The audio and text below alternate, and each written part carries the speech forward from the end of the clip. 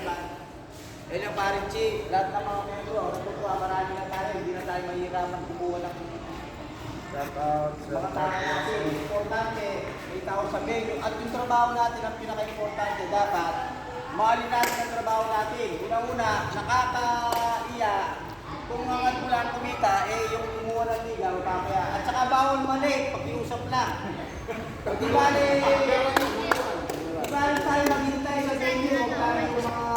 Oh, hi. Pre. Uy. At saka nandito na rin ako sa iyo, ah. Sinabi ko lang tayo yung mga nakapare, at saka nakapare ng bote, pare ng iba.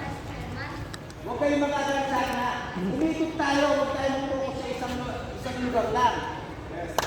Oh, pag pinispas ko kayo, huwag na kayo maakag doon kung kayo. No, para yung ano natin, yung grupo natin lahat yung tatatag. Walang palakasan sa akin. Gusto ko balanse. Isasama ko kayo sa gera, gusto ko yung nakaredy kayo. Sir Alvin, ayaw ko dyan. Walang ganon. Kasi bakit? Kinuha natin yung liga na yan eh. Diyan tayo kumikitan, diyan tayo bumubuhay ng pamilya natin, di ba? Tama. Kaya dapat, Tama, Dok. walang magpili ng Pag-aangal, venue. Dok, ha? Kaya nga natin yung walang magpili ng venue, saka Shout out dumating kay ng Christian maaga.